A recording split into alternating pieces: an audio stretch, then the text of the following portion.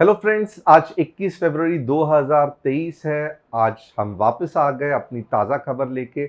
आप सभी का जो रिस्पांस मिल रहा है, ये जो हम लोग सीरीज़ बना रहे हैं, उसके लिए बहुत धन्यवाद। बहुत सारे लाइक्स, बहुत सारे कमेंट्स मिल रहे हैं और आपके ही ये प्रोत्साहन से हम और बेहतर करने की ट्राई कर रहे हैं। आज देखेंगे क्या मार्केट में अच्छा हुआ, बुरा हुआ, कौन से इंपॉर्टेंट न्यूज़ है जो जानना हमें बेहद ज़रूरी है।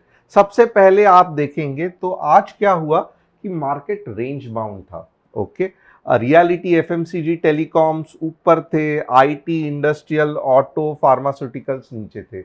ओवरऑल कुछ समझा ही नहीं, मार्केट ऊपर जा रहा है, नीचे जा रहा है। अब यहां पे देखोगे ना, आईएक्स, एनटीपीसी, थोड़ा सा ध्यान देना, पावर वाले स्टॉक्स ऊपर है। सीमेंस, अगर आपको याद रहेगा, मैंने लास्ट टाइम भी कहा था, उनके जो ऑप्टिकल फाइबर के जो मॉडेम्स है, और मैंने कहा था सीमेंस बहुत फैंटास्टिक जाएगा, 3300 तक जाएगा।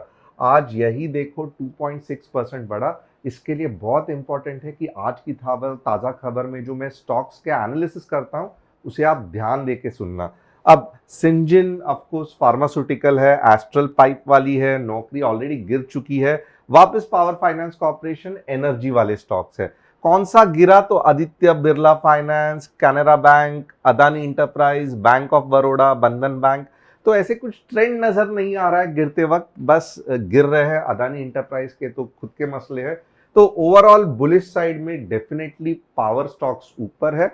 नीचे के साइड पे हमें कुछ भी ट्रेंड आज के लिए तो फिलहाल नहीं दिख रहा है। अब देखेंगे आईएक्स क्यों ऊपर बढ़ा, क्योंकि आप देखो अभी समर आने वाला है और इंडिया एक पावर हब बन रहा है, बहुत सारी प्रोडक्शन बढ़ रही है। ऐसे में क्या हो रहा है कि अभी मई महीने के आसपास वापस लोड शेडिंग ना हो या पावर कट ना हो, तो गवर्नमेंट ने पहले ही बोल दिया कि आप कोल बेस्ड पावर प्लांट को और बढ़ा सकते हो। ओके, फुल कैपेसिटी पे कर सकते हो। अब आईएक्स क्या है? आईएक्स एक पावर ट्रेडिंग प्लेटफॉर्म है। जैसे पावर बढ़ेगी, आईएक्स को फायदा हो जाएगा। तो डेफिनेटली ये जो सभी पावर ट्रेडिंग कंपनीज है या पावर जनरेशन कंपनीज है, उनके लिए एक पावरफुल न्यूज है। टाटा पावर पे ध्यान रखना, आईएक्स पे ध्यान रखना, टोरेंट पावर पे ध्यान रखना। तो ऐसे सब जो है उसमें आप डेफिनेटली देख लेना। अब कोई रूमर्स ये भी है कि अदानी पावर का लॉस कवर करने के लिए गवर्नमेंट ये कुछ कर रही है। अब हमें ये सब बातों से कुछ फर्क नहीं पड़ता, हम ये नहीं देखेंगे। हम अच्छे अच्छे कंपनीज को कैसे ट्रेड करेंगे, हम पॉलिटिक्स को साइड में रखेंगे, हम एनालिसिस पे ध्यान देंगे, हम पैसे कैसे कमा सकते हैं सीखने पे ध्यान देंगे। हम अननेसेसरीली गलत डायरेक्शन में नहीं जाएंगे। अब आगे देखोगे, आदित्य बिरला के शेयर्स कम क्यों गिरे? बट ऑब्वियस कुछ ऐसा मेजर रीजन नहीं है गिरने का। क्वार्टरली रिजल्ट्स सही नहीं आया तो गिर गए। एनीवेज 3 या 4% गिरना कुछ बड़ी बात नहीं है। तो anyway it was okay okay. वैसे भी आदित्य बिरला पे मैं इतना ज़्यादा कुछ रिव्यू या बुलिशनेस बेरिशनेस नहीं बताता हूँ, क्योंकि आज टॉप लूजर था। जस्ट मैंने रीजन बता दिया। अब यहाँ पे देखोगे ना, good upside seen in oil Indian stock companies.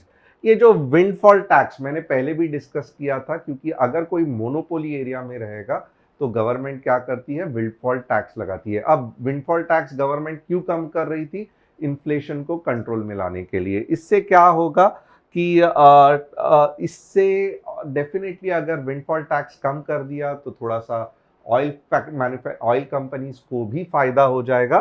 तो यही हो रहा है कि अक्टूबर दिसंबर के क्वार्टर में जो भी है, Q3 में, इसमें अगर आप देखोगे सभी ऑयल कंपनियां अच्छी खासी प्रॉफिट में है। तो खास करके मैंने लास्ट टाइम भी कहा था, ओएनजीसी डेफिनेटली बुलिश है, तो आप इन स्टॉक्स को देख सकते हो। यहाँ पे अगर आप देखोगे, अदानी पोर्ट का कल हमने डिस्कस किया था कि कैश इक्विवेलेंट्स में गड़बड़ है। क्यों? क्योंकि वो नॉन करंट असेट जो 1 साल से भी ज्यादा जिनकी मैच्योरिटी होने वाली है, वो भी अपने कैश इक्विवेलेंट्स में डाल रहे हैं। तो ये लोगों को सही नहीं लग रहा है। अब उसके आगे की स्टोरी क्या है कि अदानी पोर्ट्स जो है, उन्होंने अपना 1,000 करोड़ का लोन चुकता कर दिया है। The countries largest private sector port operator use it's cash balance, यानी कि जो कैश में पैसे थे उससे क्या किया है कि इन्होंने अपना कर्जा चुकाना चालू किया है। अच्छी न्यूज़ है अदानी ग्रुप के लिए, जितना डीलिवरेजिंग बैलेंस शीट होगी, कर्जा कम होगा, उतना लोगों को स्टॉक पे कॉन्फिडेंस आएगा।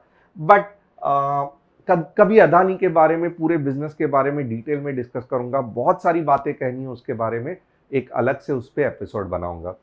यहाँ पे और एक क्या है, हमने सिप्ला का भी मैंने कहा था कि सिप्ला क्यों गिर रहा है, क्योंकि यूएस एफडीए के रूल्स रेगुलेशंस में प्रॉब्लम हो रहा है। उनके कुछ 8 ऑब्जर्वेशंस आए थे, यहाँ पे देखो 8 ऑब्जर्वेशंस, जिसके कारण क्या होता है कि प्लांट बंद करना पड़ता है, वो जो ऑब्जर्वेशंस आए हैं उनको सही करना पड़ता है। कुछ रूल्स नहीं फॉलो कर रहे हैं तो फॉलो करना पड़ता है। अगर ऐसा आपने नहीं किया तो यूएस में आप अपने फार्मास्यूटिकल प्रोडक्ट्स एक्सपोर्ट नहीं कर सकते। इसके लिए यूएस एफडीए की ऑब्जर्वेशंस हमेशा क्रिटिकल होती है।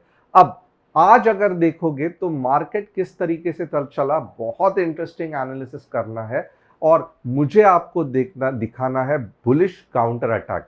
तो मैं शाम को निफ्टी, बैंक निफ्टी का एनालिसिस करूंगा, तो बहुत इंपॉर्टेंट है कि आप चैनल को सब्सक्राइब करना, बेल बटन को हिट करना, और शाम को जो बहुत बुलिश पैटर्न फॉर्म हो गया है मार्केट में, बुलिश काउंटर अटैक, उसको मुझे आपको दिखा के सिखाना है कि कितना पावरफुल ये पैटर्न होता है। तो यहाँ पे हम अपना आज की ताज़ा खबर खत्म कर देंगे। एक लाइक, एक कमेंट जरूर बनता है ये नए सेशन पे, ये नए जो एपिसोड्स हम कर रहे हैं उस पे। Thanks a lot and really fantastic, and see you in the evening.